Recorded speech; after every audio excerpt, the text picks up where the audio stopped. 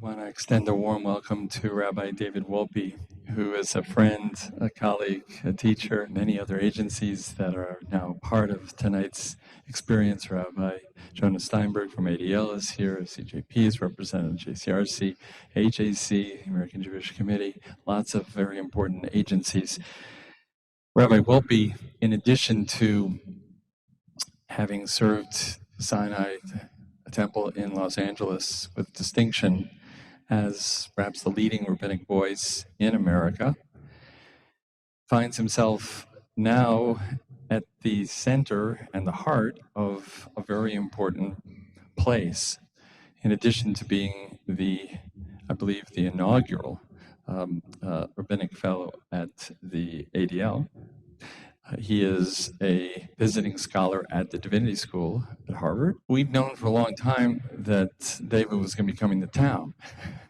I don't think we had any idea that his arrival at such a place at Harvard at such a pivotal time in history was really going to take shape. How it is that October 7th, 2023 changed everything,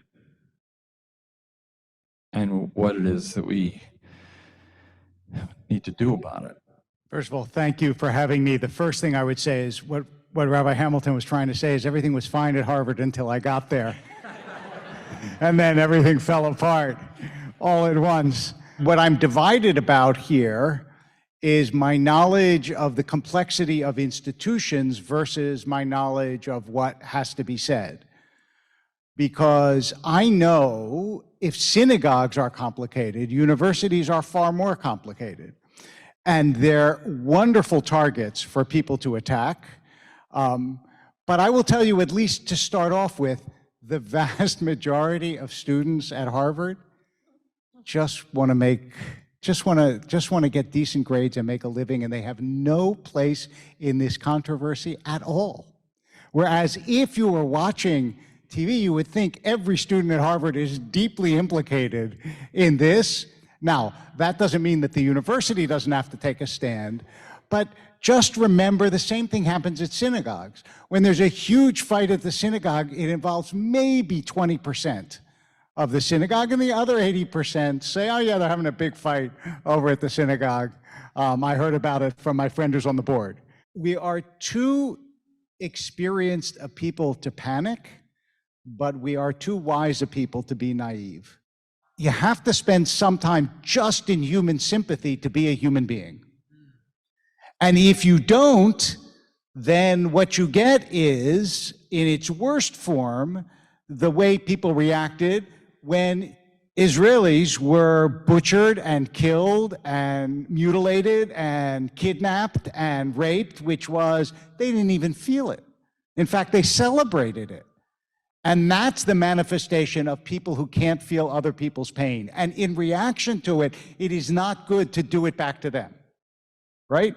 If you want to talk on a political level and you want to say to me, Hamas hides among the civilian pop, that's all true. It's all true, but that has nothing to do with the level of human feeling that you should have for innocent people whose houses are destroyed and whose children are killed. It's that simple. And so what I want, I don't want anyone to abandon their moral clarity, but I also don't want them to give up their heart. The reason that anti-Zionism in its current form is anti-Semitism is because if you think it's fine if the world has 50 Muslim states, but it's terrible if the world has one Jewish state, or you think it's fine that Germany started 2 world wars, but no one would question whether Germany should exist, or it's okay that the Chinese subjugate Uyghurs and kill them, but nobody says, maybe there shouldn't be a China, or that Myanmar does unspeakable things to the Rohingyas, but nobody says, maybe it's time to finish Myanmar, but Israel we should be done with, then that's not a political judgment. It's just not. It doesn't matter what Jews do, because anti-Semitism is never about the behavior of Jews. It's not. That's not how prejudice works. Prejudice isn't a fault of the group, it's a fault of the hater. And so when people say, if only Israel hadn't done this, maybe there are things that Israel did that they shouldn't have done. I'm perfectly willing to entertain that. But don't think for a minute that that would stop haters from hating. Israel could have walked into Gaza with flowers and balloons, and people still would have hated Israel and would have hated Jews. Anti-Semitism is the only hatred that I know of that makes its victim both subhuman and superhuman. Jews are vermin that control the world. It's true. That's what the Nazis said about us, and not only the Nazis, right? And the conspiracy mindset is almost always associated with anti-Semitism. So in some ways, you can comfortably coexist with a repudiation of hatred in other cases and still be an anti-Semite. Lucky us. We tend, by the way, to think about problems, perennial problems, as somehow solvable with extemporaneous solutions, and they aren't. They're perennial problems. And Rabbi Wolpe has written eloquently about the importance of sustaining acts of goodness, the importance not just of doing good, but of being in the habit of it.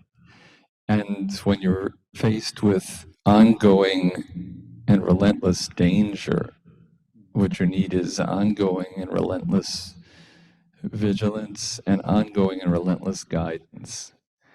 And you are such an important voice for that, in such an important place to apply that. I want to extend a very sincere thank you to Rabbi David Wolpe.